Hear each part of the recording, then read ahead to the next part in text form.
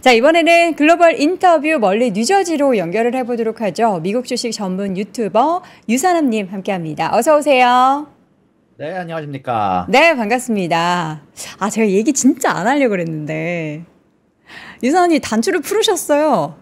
아직은 네, 제가 아직 그 보험이 확정되지가 않아가지고, 네, 입직한 지 얼마 되지 않아가지고, 네, 이제 그 확정된 다음에 이제 다시 또 음, 이제 뭐 다이어트 약을 맞기 시작을 할 거니까, 네, 네. 그때 이유를 좀 기대해 보시는 게 좋지 않을까 싶습니다. 알겠습니다. 예, 단추를 풀으냐, 단추를 이렇게 끝까지 여미냐에 따라서 우리 유사님이 다이어트 중인지 아닌지를 여러분들은 확인하실 수가 있습니다. 건강한 다이어트 응원해 보도록 하겠고요. 이번 한 주의 풍경, 이번에는 이 사진 너무 예쁜데요? 이거 뭐예요? 저희 집 앞입니다. 아니, 미국에서, 우와, 네. 미국에서 자기 폭풍이 있었어가지고요. 사실 그것 자기 때문에 미국의 폭풍. 동부 쪽 하늘이 아주 파랗게 물들어가지고, 와, 요번 뭐 수요일부터 금요일 사이에, 오로라가 왔었습니다. 이제 뭐 기상이온 때문이다라는 얘기도 있어요. 와, 좋은 현상인지는 모르겠지만 되게 네. 이쁜 하늘을 한 며칠간 감상할 수 있어서 한번 여러분들하고 꼭 한번 공유를 해보고 싶었습니다. 아니, 이거 그냥 휴대전화로 찍으신 거예요? 네, 맞습니다. 그냥 휴대전화로 저희 집 앞에 나가서 찍은 겁니다. 뭐 이런 거 엄청 크게 액자로 해서 해놓으면 너무 예쁘겠는데요. 와, 이런 네, 미국의 풍경을 또 우리 유사님께서 직접 보시고 전달을 해 주셨습니다. 유사님, 로보택시 보셨어요? 로보택시 이벤트 라이브로 봤습니다. 자, 오늘 보니까 지난주 키워드 로보택시도 있던데 그러면 로보택시는 또 우리 유사님께서는 어떻게 보셨는지도 궁금하고 현지에서는 어떤 반응들이 있었는지도 궁금합니다. 지난주 주요 키워드부터 좀 정리해보죠. 네, 일단 지난주 주요 키워드 먼저 한번 짚고 넘어가 보도록 하겠습니다. 일단 세 가지 키워드가 좀 중요한 부분이다라고 한번 짚고 넘어갔었는데요. 일단 CPI와 노동지표 나온 것들 한번 리뷰해 볼 필요가 있는 것 같고요. 그러고 나서 은행들 실적, 마지막으로 말씀해 주신 테슬라의 로보택시까지 한번 리뷰를 해보도록 할 텐데요. 자, 일단 첫 번째로 사실 노동지표가 좀 예상보다 좀 안 좋게 나왔습니다. 이제 정확히 말하면은 인플레이션은 예상보다 높고 노동지표도 예상보다 좀 안 좋게 나오면서 사실 시장에는 거시경제 지표가 조금 우려스럽게 나왔는데 그래도 시장에서는 잘 버텨줬다는 생각이 좀 들었는데요. 일단 연속 실업수당 건수가 예상치를 거의 한 3만 건 정도 초과를 했고요. 또한 이전 수치보다 5만 건 정도 높아지면서 연속 실업수당 건수가 높아진다라는 건 생각보다 미국에 있는 사람들이 일자리를 못 찾고 있다라는 거거든요. 제 주변을 봐도 이런 부분들이 좀 늘어나고 있는 것 같아서 실업률이 아직까지는 탄탄하다라고 해서 이게 다음 달까지 이어지지는 조금 고민을 해봐야 될 것 같고요. 또한 이것뿐만이 아니라 신규 실업수당 건수도 전달에 비해서 거의 한 3만 건 정도 늘어나주면서 조금 우려 섞인 시선으로 특히 최근 들어서 미국에서 나오고 있는 소식들이 CVS에서의 뭐 지속적인 인원 감축이라든지 보잉에서의 감축이라든지 삼성에서의 감축이라든지 여러 우려 섞인 소식들이 굉장히 많이 나오고 있어서 다음 달 이제 나오게 될 노동 지표 같은 경우 조금 우려 섞인 시선으로 봐야 되지 않을까라고 생각이 좀 들고요. 그래도 요거에 대해서 조금 장점을 얘기를 하자면 인플레이션 지표도 사실 좀 우려 섞인 시선이 있는데 연준의 FOMC 이후에 인플레이션 지표가 나오고 그 전에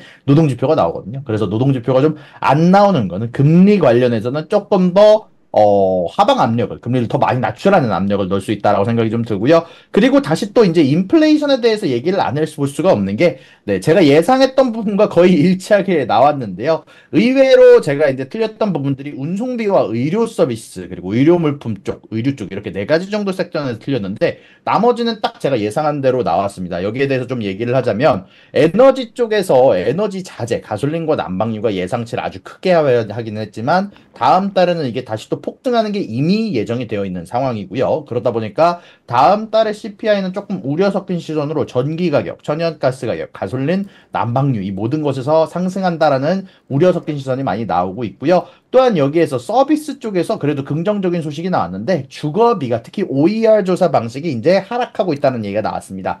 전전달에 나왔던 OER 조사 방식의 주거비가 약 0.5%가량이 나왔는데 이번에는 0.3%가량이 나왔고 거기에다가 호텔 가격이라든지 여러 숙박비가 줄어들기 시작하면서 주거비가 0.2%라는 낮은 수치를 찍었다라는 지표 발표가 있었고요. 또한 신차와 중고차 또한 그렇게까지 큰 상승을 보여주지 않으면서 전체적으로 아직까지는 굿즈 가격이 안정세에 있는 모습이 나왔습니다. 다만 여기에서 우리가 조금 고민해봐야 될 부분은 서비스 비용이 0.4%는 상승했는데 특히 여기에서 크게 상승했던 쪽은 바로 자동차 보험 쪽입니다. 자동차 보험 쪽이 사실 이번에 가장 크게 상승해주면서 운송비가 상승하는데 커다란 기여를 했고요. 그리고 이거는 제가 몇 달 전부터 얘기를 해드린 거지만 이제는 사실 미국에서 저가 항공사가 무너지기 시작하는 추세입니다. 이제 스피릿 항공도 파산 신청을 한다라는 얘기가 있고 그로 인해서 비행기의 항공기 가격들이 오를 준비를 하고 있다는 얘기를 몇 번이고 말씀드렸는데 요번에 인플레이션 지표에서 나타났습니다. 운송비가 1.4%나 상승한 데에는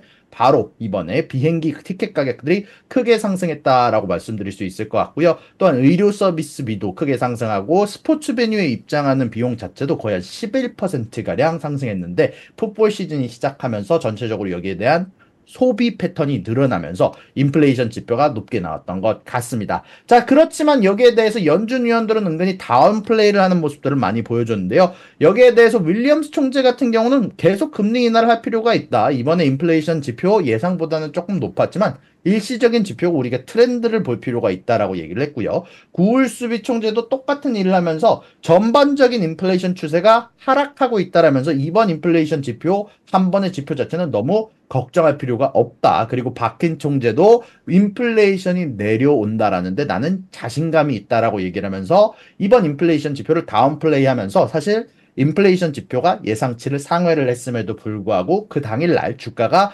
보합권으로 마무리를 짓는 모습을 보여줬는데요. 다만 여기서 우려 섞인 시선으로 볼 건 바로 보스틱 총재죠. 바로 메파의 수장 보스틱 총재가 나는 만약에 이렇게 인플레이션 데이터가 나온다면 금리 한 번 정도는 동결하고 하는 것도 괜찮을 것 같다라고 얘기를 하면서 사실 이번에 연준 회의록 내에서도 금리 50bp 인하에 대해서 반대를 하는 목소리가 있었다라고 했는데 네, 여기에 아마 보스틱이 총재가 포함되지 않았을까 싶은 이야기가 좀 있었던 것 같습니다. 야만 여기에 대해서 블룸버그 애널리스트라든지 대부분의 애널리스트들은 생산자 물가 지수가 생각보다 낮게 나왔고 노동 지표가 전체적으로 악화될 시장에 대한 우려가 높은 상황이고 인플레이션 지표가 다음 달에 높게 나오더라도 다음 달에 나올 인플레이션 지표가 FOMC 이후에 나온다라는 점 때문에 아무래도 대부분은 일단은 금리 인하에 대해서 25bp 인하에 대해서 긍정적인 모습을 보여주는 모습들이 나왔다라고 생각을 하지만 아마 다음 미팅에 대해서는 조금 불확실적인 모습이 나온다라고 얘기가 나오고 있는 것 같습니다. 자, 그러고 나서는 은행들의 실적 일단 굉장히 잘 나왔습니다. JP모건, 웰스파고, 블랙록의 실적의 발표가 있었는데 모든 부분들에서 사실 생각보다 기대치를 상회했다라고 얘기를 할 수 있을 것 같고요. 특히 JP모건 같은 경우는 제이미 다이먼 CEO가 예전에 경고를 내놨지 않습니까? 이번에 순이자 수익이 줄어들 것 같다라고 얘기를 했었는데 그것과는 별개로 굉장히 높은 수익에 대한 지표들이 나왔습니다. 사실상 순이자 수익이 234억 달러를 기록을 하면서 예상보다 나은 지표를 발표를 했고요. 그리고 또한 NII 가이던스도 원래 기존 910억 달러보다 높았던 925억 달러로 상향 조정을 했고요. 또한 이건 월가 추정치보다도 높은 수치이며 여기에 대해서 JP모건의 다니엘 핀토 사장이 금융 컨퍼런스에서 월가 추정치가 너무 높다고 얘기를 했던 게 사실상 엄살에 가까운 부분이었다는 걸 얘기를 할 수 있을 것 같고요. 또한 투자은행 수수료도 31% 급증하면서 가이던스를 크게 상향 조정을 했습니다. 다만 여기에 대해서 제이미 다이먼 CEO는 우울한 경고를 내놨습니다. 이제 이스라엘이나 우크라이나 전쟁을 언급하면서 최근 지정학적 상황이 굉장히 위험하고 악화되고 있다라면서 단기 경제 결과 더 중요하게는 역사 흐름에 광범위한 영향을 미칠 수 있다라고 지적하면서도 미국 경제에 대해서는 인플레이션이 둔화하고 있다라고 얘기하면서 미국 경제는 강하다라는 포인트를 얘기를 하기도 했다라고 소식이 전달이 되기도 했고요. 또한 웰스파고 같은 경우는 조금 여러 가지 좀 섞인 어닝 발표라고 얘기를 할 수 있을 것 같은데 일단 웰스파고 같은 경우는 일단 조정 EPS나 사실 뭐 여러 부분들에서 뭐 재무 성과에서 좋은 면을 보여주긴 했지만 사실 매출이나 순이자 수익이 예상치를 하회를 하기는 했습니다. 일단 월가의 예측치였던 119억 달러에 미치지 못했고 순이자 수입은 1년 전보다 11% 감소한 117억 달러로 아무래도 여기에 대해서 은행 전체로는 9%가 감소할 것으로 예상을 했는데요. 다만 투자은행 수수료가 37% 증가한 6억 7,200만 달러에 정도에 달해서 EPS가 월가 예상을 넘어주면서 여기에 대해선 좋은 결과가 나왔다라고 얘기가 나왔고요. 특히 투자 포트폴리오의 재조정에 따른 채권 손실이 없었다면서 사실 굉장히 좋은 애널리스트들의 반응을 받았다라고 얘기를 할 수 있을 것 같습니다. 일단 여기에 대해서 뱅크 오브 아메리카는 이들의 은행들의 3분기 실적이 굉장히 좋았고 4분기도 추정과 비슷하거나 더 좋은 실적을 낼 것 같다라고 얘기를 하기도 했었고요. 바로 마지막으로 블랙록 같은 경우는요. 이제 전체적으로 매출과 EPS, 운용 자산 등 모든 부분에서 좋은 실적을 냈다라고 간단하게 얘기를 할 수 있을 것 같고요. 그리고 마지막으로 여기에 대해서 로보택시 이벤트 간단하게 정리하면 너무 디테일이 부족했던 것 같습니다. 제가 이걸 라이브로 시청을 했는데요. 네. 분명히 너무 좋은 내용들이 많았는데 네. 3만 불에 해당하는 로보택시 내용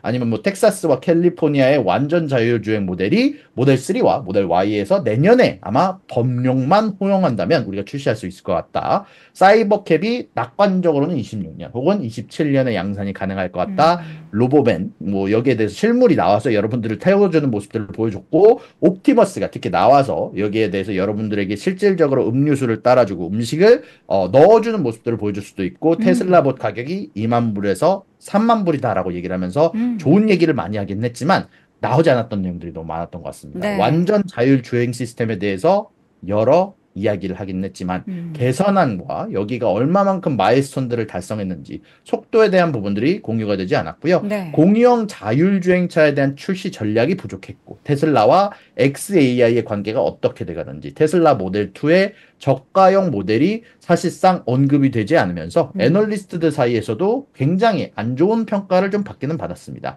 여기에 대해서 모건 스탠리의 특히 아담 조나스라는 테슬라에 대해서 굉장히 긍정적인 친구가 있는데 이 친구도 여기에 대해 리포트를 하면서 세부 내용이 너무 부족했다. 여기에 대해서 사이버캡, 옵티머스 업데이트 너무 좋았으나 여러 전략이나 마일스톤의 세부 내용이 없었다라고 얘기를 했고요. 골드만삭스와 뱅크 오브 아메리카도 비슷한 얘기를 하면서 특히 테슬라 이벤트가 발표가 고작 19분이었다라고 얘기를 하면서 디테일에 대한 세부 상황과 타임라인이 없어서 우버 투자자들이 걱정을 덜었으며 앞으로 웨이모와 테슬라의 경쟁이 치열해질 것 같다라는 얘기로 이제 마무리를 지었는데 저도 여기에 동의를 하는 내용들을 사실 제 라이브에서도 얘기를 해드렸던 것 같은데 너무나 공학도로서는 너무나 즐거운 이벤트였고 제가 미래에 대한 기술을 상상하면서 큰 그림을 그리는 건 너무 좋았으나 투자자들이 원하는 건 그게 아니라 세부적인 마일스톤과 타임라인을 원했던 것 같은데 그런 부분들이 좀 부족하지 않았나 싶었습니다. 네. 자, 이렇게 해서 지난 한 주 동안에 있었던 다양한 물가지표 관련해서 그리고 테슬라 로보택시 이벤트까지 간략히 정리를 해봤고요. 이번 주에 시장에 영향을 좀 미칠 만한 주요 키워드들 정리를 해볼 텐데 제가 한 4가지 정도 정리를 해주실 예정인데 일단 일정부터 한번 쭉 확인해 볼까요?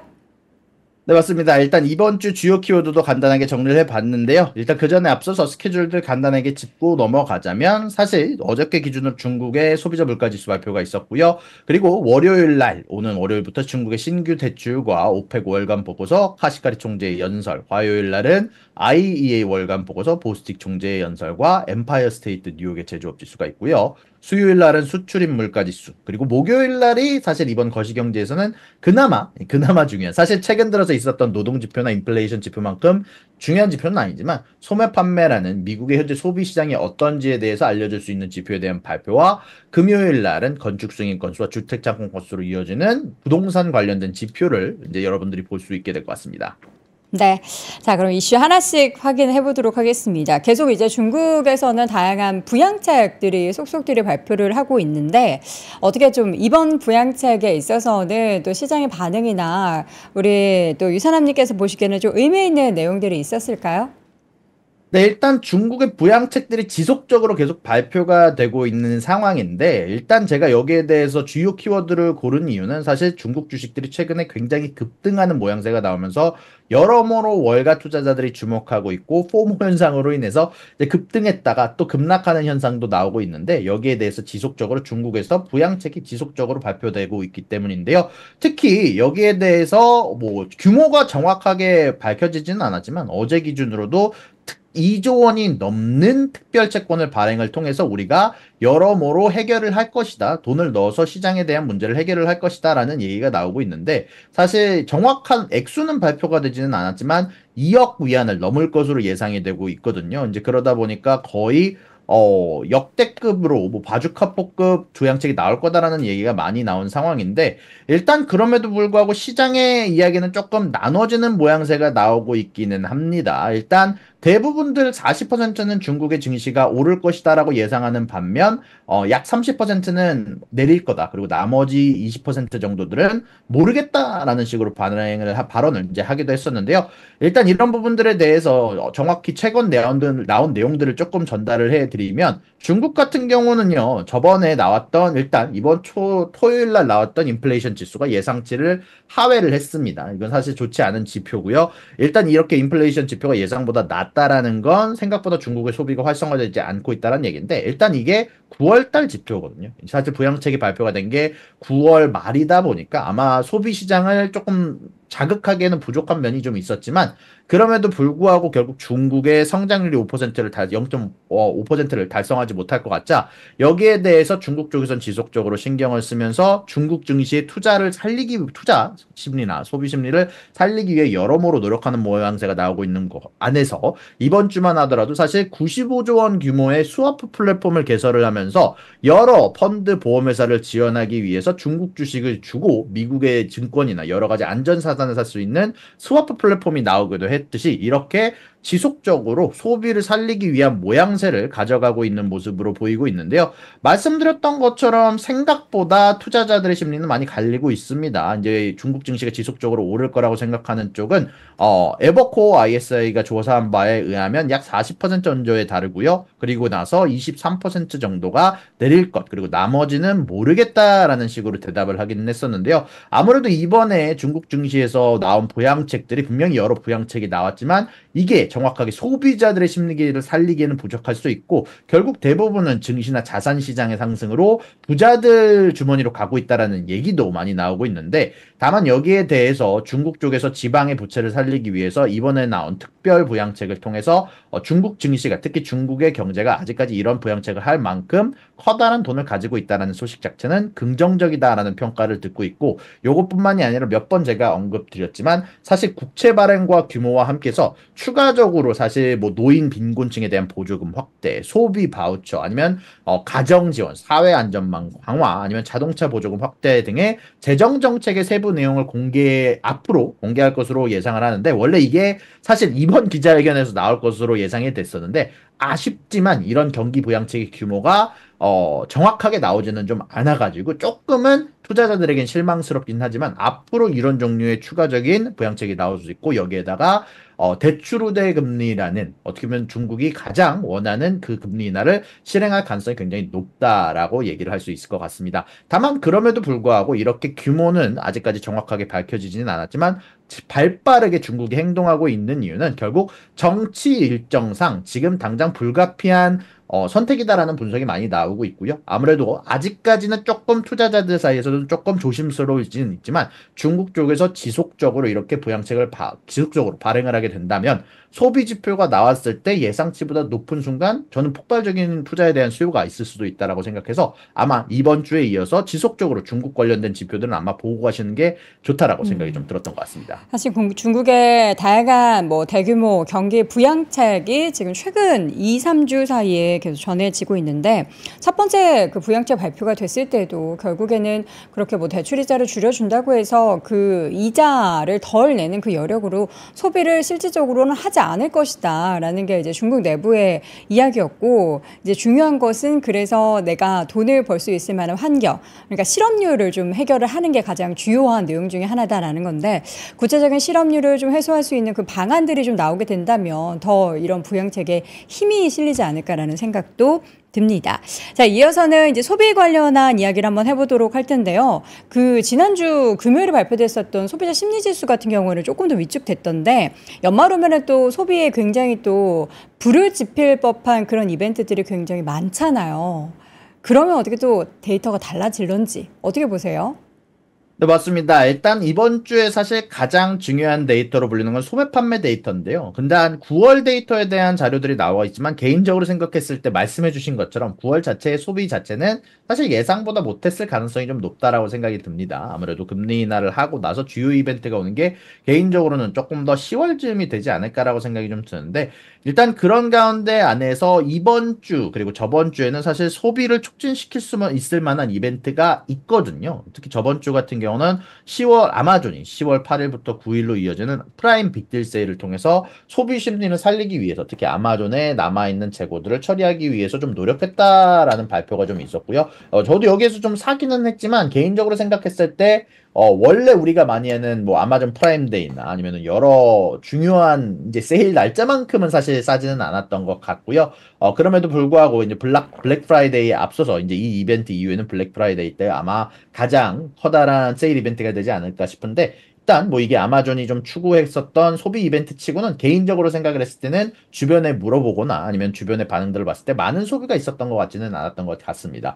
또한 여기에다가 사실 원래는 이맘때가 되면은 사실 할로윈 특수라고 보통 얘기를 하는 때가 오거든요. 이때가 원래 미국 쪽에서 사실 좀 많은 소비가 이루어져서 사탕이라든지 소비재라든지 아니면은 여러 집을 꾸미는 뭐 인테리어라든지 이런 것들이 굉장히 흥하는 시기가 되기인데 그래서 제가 사실 이번에 나온 뉴스는 아니지만 뭐 2022년, 2014년에 나왔던 뉴스를 갖고 오면서 할로윈 특수라는 거를 갖고 왔는데 이게 사실 생각보다 이번에는 조금 부족할 수도 있다. 생각보다 찬바람이 불 것 같다라는 예상이 굉장히 많이 나오고 있습니다. 인플레이션으로 인해서 생각보다 많은 사람들이 가정 내에서 재정 압박을 받고 있는 상황에서 생각보다는 부족한 할로윈이 될 것 같다라는 얘기가 있고 애널리스트 사이에서도 지금 당장 생각보다 소비 심리나 아니면 대출 관련해 보면 크레딧 카드 사용량을 봤을 때 이번 할로윈 특수는 예전과는 다르게 차갑게 지나갈 가능성이 높다라고 보는 것 같더라고요. 그래서 이번 소매 지표는 아마 10월달 소매 지표는 조금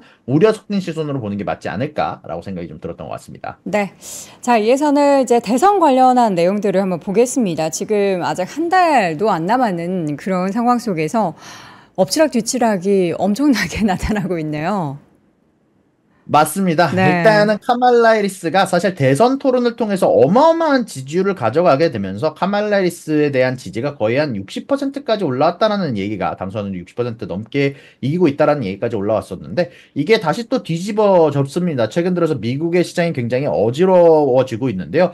제가 오른쪽에서는요. 일단 이게 프리딕티 이라고 해서 여기에 대해서 미국에서는 정치에 대해서 베팅하는 게 합법이거든요. 그래서 이 미국 정치 베팅 사이트가 개인적으로 생각을 했을 때 이 돈이 걸린 게 가장 좀 정확한 미국의 현재 상태를 나타내주지 않을까 싶어서 이렇게 제가 갖고 왔는데 보시다시피 9월 13일까지만 하더라도 카말라 해리스 쪽의 지표가 60이고 그리고 트럼프가 45 정도로 사실 굉장히 격차가 많이 벌어졌었는데 지속적으로 9월 말쯤부터 사실 이때부터 좀 커다란 이벤트들이 많았는데 개인적으로 생각했을 땐 이스라엘과 이란 문제가 좀 커지기 시작하면서 엎어지지 않았나라고 생각이 좀 드는데 그 시기부터 지속적으로 트럼프가 따라잡기 시작하더니 10월 이번 주 기준으로 갑작스럽게 트럼프가 치고 올라오면서 54까지 올라온 모양새가 나오기도 했고요. 폴리마켓에서도 똑같습니다. 폴리마켓에서도 도널드 트럼프의 당선 확률을 54%로 굉장히 높게 잡고 있는 모습이 나타나고 있던 것 같습니다. 여기에 대한 여러 분석들이 있었는데요. 그래서 제가 이걸 하나씩 하나씩 보면서 현재 미국의 심리 상태를 한번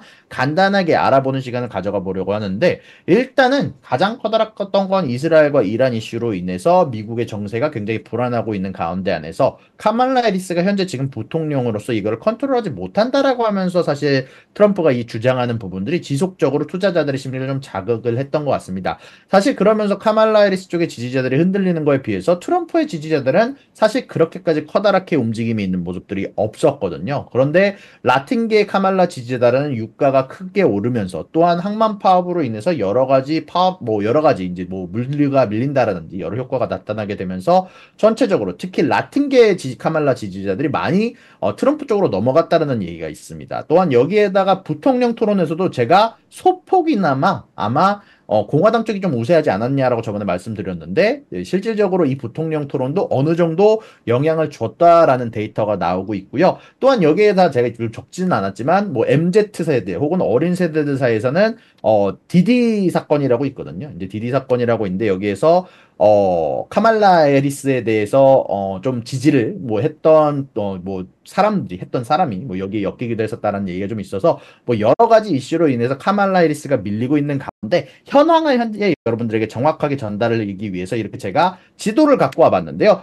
일단 카말라 해리스와 트럼프 사이가 사실 크게 차이가 나는 거는 아닙니다. 여기에 대해서 이제 스윙 스테이트라고 불리는 이미 어느 정도 사실 몇몇 주들은요. 이미 다들 공화당이냐 민주당이 이미 정해져 있습니다. 거기에 대해서 여기에 간접 선거제로 인해서 사실 미국 같은 경우는 주마다 가지고 있는 투표권 수가 다른데 이제 이런 부분들 관련해서 사실 이미 트럼프 쪽은 약 43표를 이미 확보해놓은 상황이고 여기에 대해서 보통 스윙 스테이트가 남아있다라는 곳이 약 104표 정도 되는데 그중 43표가 이미 트럼프 쪽이 가져간 상황이고 소폭 우세한 쪽이 34표. 사실 이 두 개만 합치더라도 트럼프가 많이 우세하다라고 얘기가 많이 나오고 있는 상황이거든요. 이제 그런 가운데 안에서 사실 이 민주당 결국 이 투표 심리를 잡기 위해서는 무조건 가져가야 되는 지표가 바로 이 PA와 MI라고 대표되는 이 34표가 될 것 같은데요. 이런 쪽에서 사실 PA 쪽에서는 거의 트럼프가 56%에 해당하는 출구조사가 나왔고요.